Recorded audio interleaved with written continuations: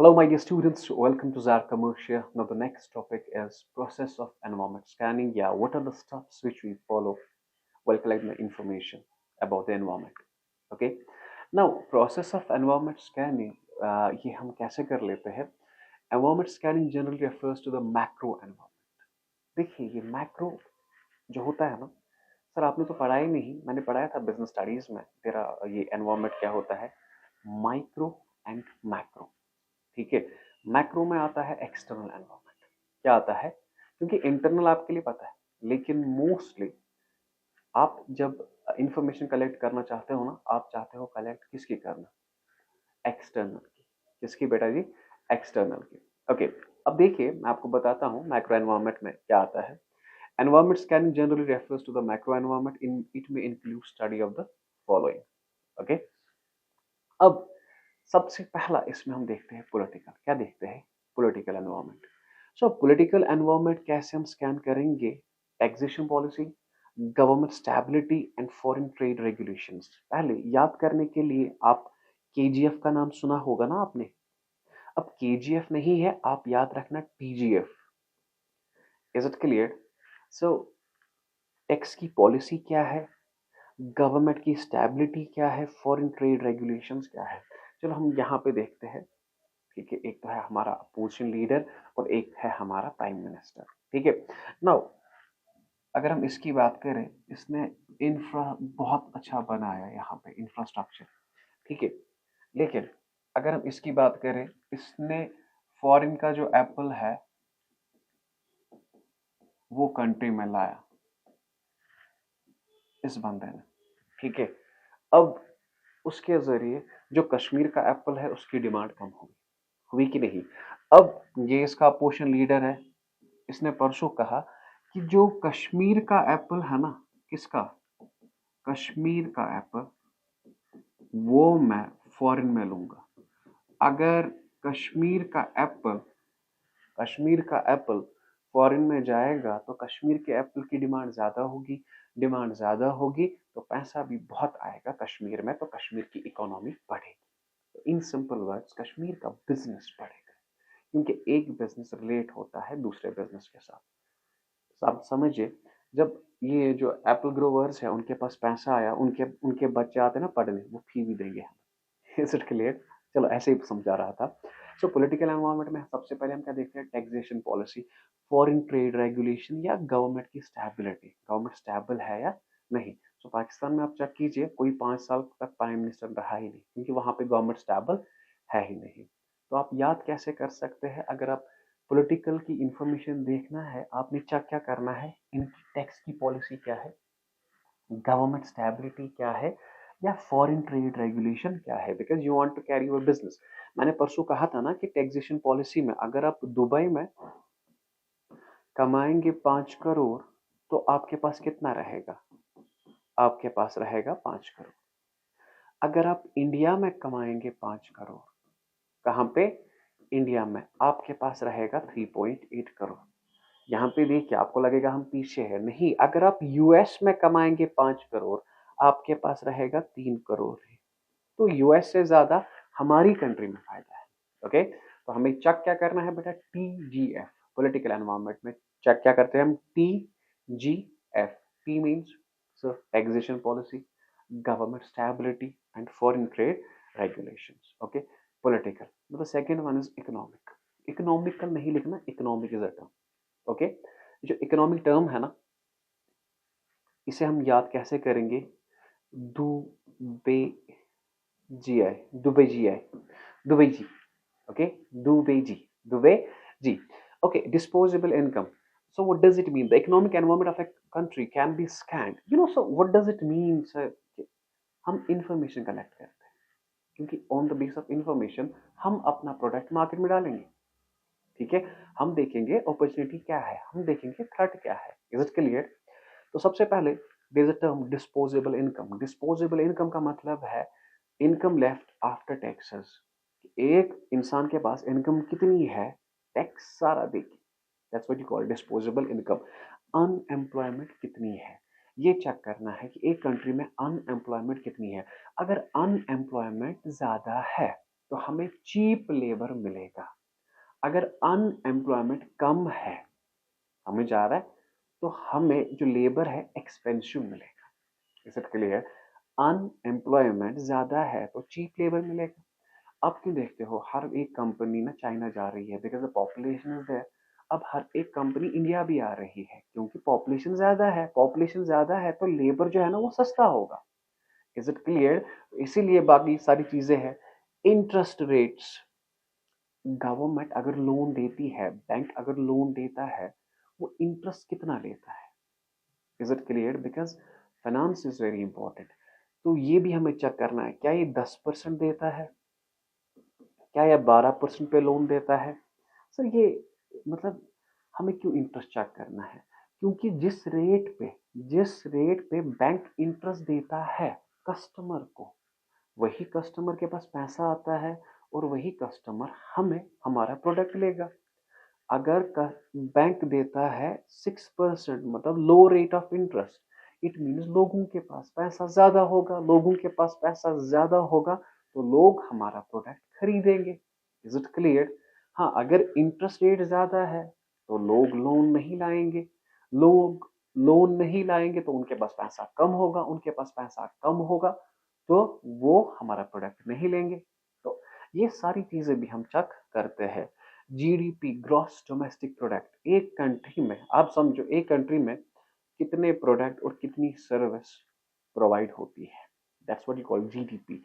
Economics में मैंने पढ़ाया है, अच्छे से इसका लेक्चर अवेलेबल होगा अगर पढ़ना होगा। ग्रॉस डोमेस्टिक प्रोडक्ट, एक कंट्री में कितनी चीजें बनती है, gross domestic product. Is it clear? या सर्विसेज। सर ये कैसे हम करते हैं, इसके लिए वीडियो है। Okay, inflation. इन्फ्लेशन का मतलब है पैसों का वैल्यू कम होना। मैं आपको बताता हूँ ये। सबसे पहले अगर हम गोल्ड कॉइन की बात करेंगे ना, गोल्ड कॉइन, ठीक, मतलब 10 साल पहले ये तो आता था 10,000 रुपए में। अब यही गोल्ड कॉइन आती है 64,000 रुपीज में। पहले जब सब स्कूल जाते थे ना, आपके पास देते थे 10 रुपए, आज आपको देते हैं 100 रुपए। इट मीन्स इसका वैल्यू कम होता जा रहा है। उस वक्त का 10 आज का 100 है। Is it clear? तो वैल्यू कम हो रहा है, पैसों का वैल्यू कम हो रहा है। That's what you called inflation. हाँ, इसके बारे में भी इकोनॉमिक्स टर्म है। सर अगर हम याद रखेंगे, do by G, BUBIGI। D, disposable income, unemployment, business cycle, interest rate. DUBI, do by G और आई, ग्रॉस डोमेस्टिक प्रोडक्ट और inflation. Do by G, do by G, ऐसे याद रखना, टफ मत लगा। फिर से पढ़िए। Disposable income, D, unemployment, B, business cycle, I, interest rates, G, gross domestic product और इन्फ्लेशन। पहला क्या था? पॉलिटिकल। दूसरा क्या है? Economic environment. ठीक है, पहला था पी, दूसरा बना ई, और तीसरा है सोशियो कल्चरल। हमने देखना है जिस एनवायरमेंट में हम बिजनेस करते हैं, सोसाइटी के वैल्यूज क्या है, सोसाइटी के बिलीव्स क्या है। Is it clear? देखो, सबसे पहले हमें देखना है पॉपुलेशन साइज एंड डिस्ट्रीब्यूशन। अगर यहाँ पे मतलब 40+ है, ज्यादा पॉपुलेशन है 40+, हम फॉर्मल कपड़े बनाएंगे। Is it clear? अगर हम रेडीमेड के साथ करते हैं, किसके साथ करते हैं? रेडीमेड के साथ। अगर ज्यादातर 20 से 30 तक हम जीन्स बनाएंगे ज्यादा। अगर 0 to 10 है ज्यादा तो छोटे बच्चों के कपड़े बनाएंगे ज्यादा। Is it clear? तो सबसे इसीलिए we check population size and age distribution, income क्या है, रिलीजियस बिलीफ्स क्या है। हमें देखना है मुस्लिम्स मेजोरिटी ज्यादा है, इज इट क्लियर, या हिंदू मेजोरिटी ज्यादा है। अगर मुस्लिम मेजोरिटी ज्यादा है तो उनके हिसाब से चीज बनाएंगे, अगर हिंदू मेजोरिटी तो उनके हिसाब से चीज बनाएंगे। Is it clear? ओके, और एजुकेशन लेवल, और लेवल ऑफ एजुकेशन क्या है, क्या वो नई चीज को एक्सेप्ट करेंगे? बिकॉज एक एजुकेटेड इंसान, उसका विजन बढ़ता है। जिस लेवल की एजुकेशन है हम उसी चीज का मतलब वही चीज प्रोवाइड करेंगे। आप एज्यूम करें कि वहां पे एजुकेशन लेवल ज़्यादा नहीं है, तो हाउ कम यू डिलीवर एक इनोवेटिव प्रोडक्ट? आप उसे लैपटॉप कैसे दिखाएंगे जिन्हें टेक्नोलॉजी के बारे में नहीं पता?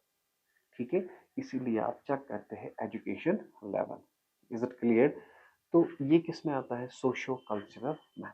ठीक है, study of the above environment helps to take decisions in order to survive in the cut throat competition. सब ये सोशो जो है ना, ये कैसे, सो कश्मीरी में हम कहते हैं ज्यादातर प्यारी। ठीक है, प्यारी याद रखना। ठीक है, ये सोशो कल्चर में आएगा, PAIRE। तो प्यारी का ख्याल आप रखें। ठीक है, so population size and distribution, age distribution, income level, religious beliefs और एजुकेशन, ये सारी चीजें आपने चेक करनी है। तो पहला क्या था? पॉलिटिकल। दूसरा क्या था? इकोनॉमिक। तीसरा क्या है? Social, PES। Now technology. Technology में आप याद रखेंगे 9। न्यू मैन्युफैक्चरिंग प्रोसेस, नई चीज बनाने का तरीका, नया तरीका। इंडस्ट्रियल प्रोडक्टिविटी, जिस बिजनेस में है हम है, इसमें बाकी बिजनेस कितना कमाते हैं, मतलब कितने प्रोड्यूस करते हैं। इंडस्ट्रियल प्रोडक्टिविटी, क्योंकि group of firm producing similar product, that's what you called industry. मैं कॉमर्स पढ़ाता हूँ, बाकी कॉमर्स टीचर कितना कमाते हैं, या बाकी टीचर्स कितना कमाते हैं, उसे हम कहेंगे इंडस्ट्री। अब इस इंडस्ट्री में कितने प्रोड्यूस करते हैं normally, that's what you called industrial productivity. New product and service of competitors, नई प्रोडक्ट, नई सर्विस ऑफ कॉम्पिटिटर्स। और एफिशिएंसी ऑफ इंफ्रास्ट्रक्चर, जो आप जहां पे आप बिजनेस कर रहे हो उसकी एफिशिएंसी क्या है, that's what you called 9, NINE। New manufacturing process, industrial, मतलब नए नए प्रोडक्ट जो आते हैं, that's what you called technology. Is it clear? ये चीज भी आपने चेक करना है। ये किस में आता है? Technology environment. इजी है, आपको बस ये एक्रोनिम्स दे रहा हूँ। ठीक है, तो पहला क्या था? P, दूसरा था E, तीसरा है S, अब है T। पेस्ट हो गया। ओके, इसके बाद है इकोलॉजिकल। इकोलॉजिकल, इससे आपको समझ आएगा कि इस बिजनेस से एनवायरमेंट पे कितना असर पड़ता है। It considers the ways in which an organisation produce its goods with minimum environmental damage. इसमें क्या आता है? कार्बन एमिशंस, कितना कार्बन निकलता है एनवायरमेंट में। ठीक है, इंटरनेशनली ये बहुत इंपॉर्टेंट है। जब हम इंटरनेशनल बिजनेस करते हैं ना, वो ये चीज भी चेक करते हैं। और how much we care about the environment, इसे कहते हैं इकोलॉजिकल। इसमें हम ये दो चीजें चेक करते हैं, PESTE। ठीक है, and the last one is legal. Legal, be careful बेटा जी, बी मगर ऐसे, CF, बी केयरफुल याद रखिए, तो आपको लीगल एनवायरनमेंट भी याद रहेगा। हमें देखना है business laws, environment protection laws, employ protection laws, consumer protection laws, foreign trade और इन्वेस्टमेंट लॉज।